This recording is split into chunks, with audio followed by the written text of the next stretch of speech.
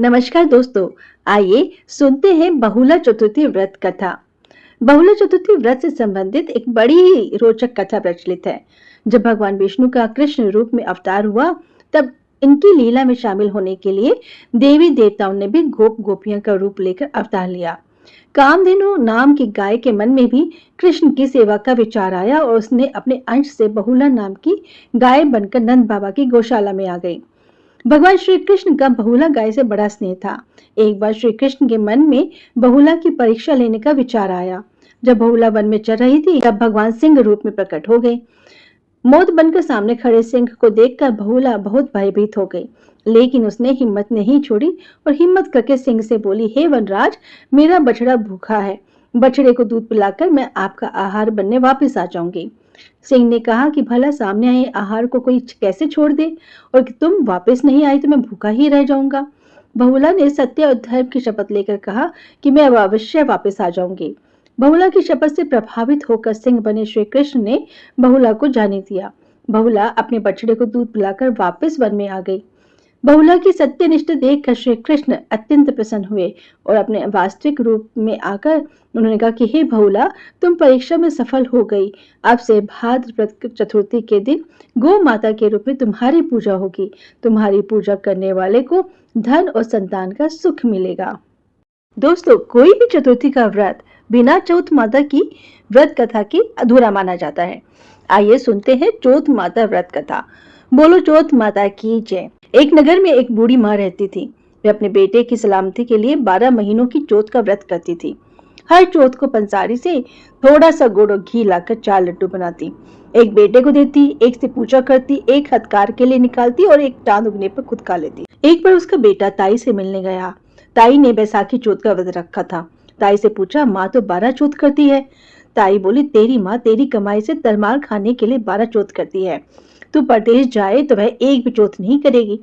लड़की को लगा ताई सच कह रही है। घर आकर माँ से कहा, माँ मैं परदेश जा रहा हूँ, यहाँ तो मेरी कमाई खाने पीने में ही उड़ा देती है। माँ ने समझाकर रोकना चाहा, पर बेटा नहीं माना। माँ ने उसे साथ ले जाने के लिए चौथ माता की आंखें दिए और कहा, मुसीबत में ये आंखें तेरी मदद करेंगे। वह आंखें लेकर रवाना हो गया। घूमते हुए एक नगर में पहुंचा। उसने देखा कि बूढ़ी माँ रोती जा रही थी और पुआ बनाते जा रही थी। उसने कारण पूछा तो बूढ़ी माँ ने कहा, बेटा इस नगर की पहाड़ी पर एक दैत्य रहता है। पहले वह नगर में आकर कई लोगों को खाने के लिए मार देता था। अब राजा हर घर से एक आदमी दैत्य के पास भेजता है और आज मेरे बेटे की बारी है, इसलिए रो रही हूँ और उसी के लिए पुए बना रही हूँ। वह बोला, तू पुए मुझे खिला दे, तेरे बेटे की जगह मैं चला जाता हूँ। बूढ़ी माँ ने खीर पुए उसे खिला दिए। खा पी कर वह सो गया। रात को राजा के सैनिक आए तो बूढ़ी माँ ने उसे भेज दिया। दैत्य के सामने पहुंचने पर उसने एक चौथ माता की आंखें दैत्य की तरफ फेंक कर कहा, हे चौथ माता, यदि मेरी माँ मेरी सलामती के लिए व्रत करती है तो दैत्य का सिर कट कर गिर जाए। तुरंत दैत्य का सिर कट गया। लड़का वापस आ गया। राजा ने उसे उपहार देकर विदा किया। चलते हुए एक दूसरे राजा के नगर में पहुंचा। इस राज्य में आवा तभी पकता था जब एक इंसान की बलि दी जाती थी। सिपाहियों ने उसे पकड़कर आवे में चुन दिया। लड़के ने आंखें आवे में डाले और कहा, हे चौथ माता, यदि मेरी माँ मेरे लिए व्रत करती है तो आवा मेरी बलि लिए बिना ही झट से पक जाए। आवा तुरंत पक गया। आवे में से मिट्टी की जगह सोने चांदी के बर्तन निकले। अंदर से लड़का बोला, बर्तन धीरे धीरे निकालना, मुझे लग नहीं जाए।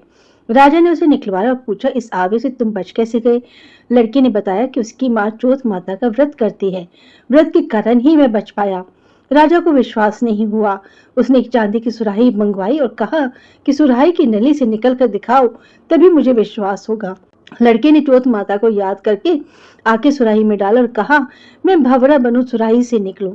लड़का भंवरा बनकर सुराही से निकल गया। राजा ने खुश होकर राजकुमारी की शादी उसके साथ करवाई और सभी लोगों को चौथ माता का व्रत करने को कहा। कुछ दिनों के बाद उस लड़की को अपनी माँ की याद आई। उसने राजा के पास जाकर खुद के नगर जाने की इच्छा जाहिर की। राजा ने रथ, घोड़ा, हाथी और खूब सारा दान दहेज देकर उन्हें विदा किया। चौथ के दिन वह अपने नगर पहुंचा। वह अकेला पंसारी के यहाँ माँ का इंतजार करने लगा। सोचा चौथ है तो माँ यहाँ जरूर आएगी। थोड़ी देर बाद लकड़ी टेकती हुई माँ आती दिखाई दी। बेटा माँ के चरणों में गिर पड़ा और बोला, माँ मैं तेरा बेटा हूँ, मुझे माफ कर दो। माँ ने उसे गले लगा लिया। लोग जोत माता की जय जयकार करने लगे। उस नगर के सभी लोग जोत माता का व्रत करने लगे। हे जोत माता, जैसे बूढ़ी माँ उसके बेटे की सहायता की, वैसे हमारी भी करना। कहानी कहने और सुनने वाले पर कृपा करना। बोलो जोत माता की जय। दोस्तों, आज मैं आपको सुनाने जा रही हूँ गणेश जी की एक छोटी सी रोचक कहानी। एक बार एक नगर में एक मालिन रहती थी। उसके पति चल बसे थे। उसका एक 4 साल का पुत्र था। मालिन की सास बहुत ही कठोर हृदय की स्त्री थी। वह अपनी बहू को खूब मारती पीटती और तकलीफ देती थी। एक दिन सास ने बहू और पोते दोनों को घर से बाहर निकाल दिया। वे दोनों रोते हुए चलते चलते एक जंगल में जा पहुंचे। वहां एक बड़े पेड़ के नीचे बैठ गए। वहां से थोड़ी दूर पर गणेश जी का मंदिर था। वहां बहुत लोग गणेश जी के दर्शन करने आते थे। दर्शन करके गणेश जी को प्रसाद चढ़ाते थे। फिर वे प्रसाद सबको बांट देते थे। इस प्रसाद से माँ बेटे का गुजारा होने लगा। दोनों गणेश जी की पूजा पाठ में लग गए। एक दिन उन्होंने सोचा, क्यों ना हम भी जंगल से फूल लाकर बेचें। वे रोज जंगल से फूल लाकर उसकी माला बनाकर बेचने लगे। साथ में वो पूजा की सामग्री और प्रसाद भी बेचने लगे। इससे उनकी आमदनी बढ़ने लगी। गणेश जी की कृपा से आमदनी बढ़ने लगी। जल्दी ही उन्होंने अपना एक मकान और एक दुकान बना ली। एक राजा की लड़की मंदिर में रोज पूजा करने आती थी। मालिन के बेटे को देखकर राजकुमारी उस पर बहुत मोहित हो गई और उससे विवाह करने की सोचने लगी। उसने अपने भाभी से अपने मन की बात कही। भाभी बहुत ही अनुभवी थी। उसने कहा, यह तो मालिन का बेटा है और तुम एक राजा की बेटी हो। यदि तुमने उससे विवाह किया तो तुम्हारी बहुत बेइज्जती होगी। पर राजकुमारी अपनी बात पर अड़ी रही। उसने कहा, मैंने तो प्रतिज्ञा कर ली है कि उसी से विवाह करूंगी। भाभी ने घर जाकर सारी बात राजा को बता दी। राजा ने मना नहीं किया और विवाह के लिए तैयार हो गए। उन्होंने बड़े धूमधाम से बेटी का विवाह मालिन के बेटे के साथ कर दिया। मालिन ने सबसे पहले बहू बेटे को गणेश जी के मंदिर में ले जाकर पूजा पाठ करवाया और गणेश जी का आशीर्वाद दिलवाया। इसके बाद पूरे नगर में यह बात फैल गई कि गणेश जी की पूजा करने से सब दुख कष्ट दूर हो जाते हैं। यह बात सुनते ही नगर के सभी लोग मंदिर आने लगे। मालिन और उसके बेटे की बिक्री और भी बढ़ गई। उधर उसकी सास के बुरे दिन आ गए। अन्नदाता उसे रूठ गए और वह भूखों मरने लगी। एक दिन वह रोती धोती उसी गणेश जी के मंदिर में आ पहुंची। वहां वह मालिन के बेटे से बोली, मैं भूखी हूँ, मुझे रोटी कपड़ा दे देना। इसके बदले में तुम्हारा सारा काम कर दूंगी। लड़की को दया आ गई और उसे काम पर रख लिया। उसने अपनी दादी को नहीं पहचाना। जब मालिन घर आई तो उसने सास को पहचान लिया। वह सास से बोली, सासू जी आप यहाँ कैसे? सास ने पोते की तरफ इशारा करके कहा, मेरे इस सेठ के यहाँ नौकरी लग गई है। बहू बोली, यह आपका पोता है और यह घर भी आप ही का है, ये दुकान भी आप ही की है। जब आपने हमें घर से निकाला तब गणेश जी ने हमारी रक्षा की। बहू की बात सुनकर सास बोली, मेरी करनी मैंने भोग ली। बहू बोली, सासू जी अब आप हमारे यहाँ रहो और पोते का सुख देखो। हे गणेश जी महाराज, जैसे सुख आपने मालिन को दिया वैसे ही सबको देना। बोलो गजानन महाराज की जय। दोस्तों, जैसे कि आप सभी जानते हैं कि कोई भी व्रत कथा बिना आरती की अधूरी मानी जाती है। आइए सुनते हैं गणेश जी की आरती। लेकिन उससे पहले आप हमारे इस वीडियो को लाइक और शेयर अवश्य कीजिएगा। और अगर आप हमारे इस चैनल पर नए हैं तो हमारे चैनल को सब्सक्राइब करना ना भूलें। जय श्री राधे राधे। जय गणेश जय गणेश जय गणेश देवा, माता जानकी पार्वती पिता महादेवा।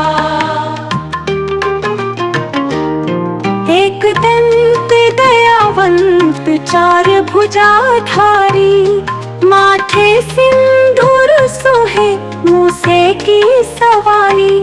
जय गणेश जय गणेश जय गणेश देवा, माता जानकी पार्वती पिता महादेवा।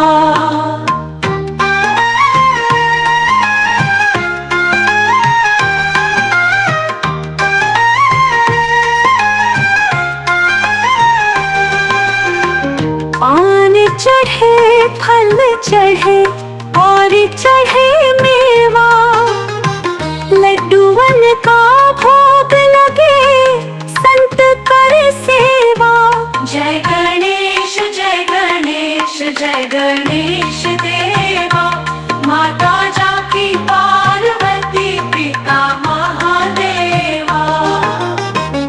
अंधन को आँख देत, कोढ़िन को काया, बांझल को पुत्र देते, निर्धन को माया। जय गणेश जय गणेश जय गणेश देवा, माता जाकी पार्वती पिता महादेवा।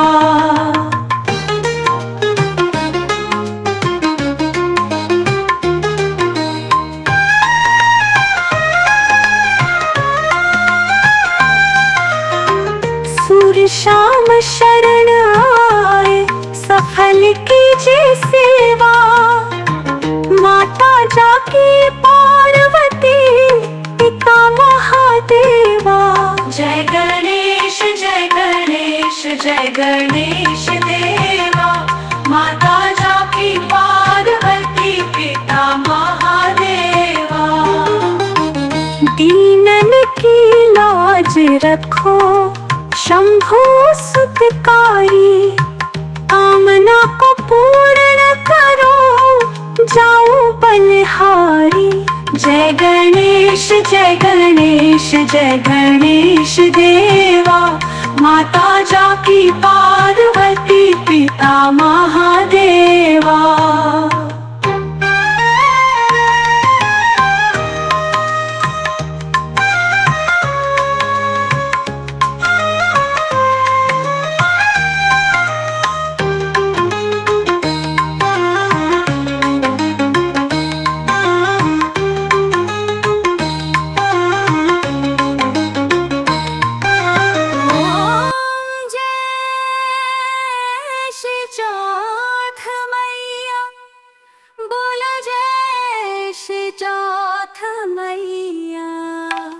सच्चे मन से सुमिरे सब दुख दूर भया। जय श्री चौथ मैया। ऊंचे पर्वत मंदिर शोभाति भारी। देखत रूप मनोहर असुरन चौथ मैया। महासिंगार सुहावन ऊपर छत फिरे। सिंह की सवारी सोहे कर में खड्ग धरे। ओम जय श्री चौथ मैया।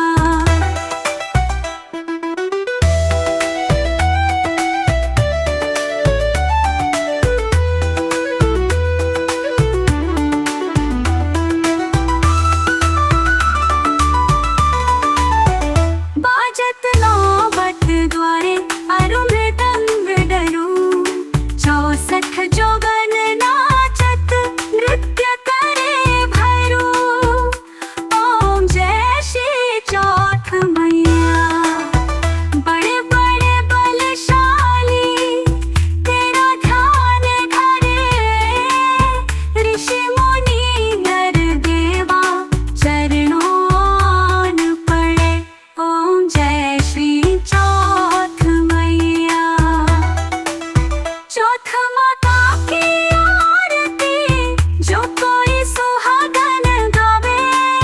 बढ़त सुहाग की लाली सुख संपत्ति पावे। ओम जय श्री चौथ मैया।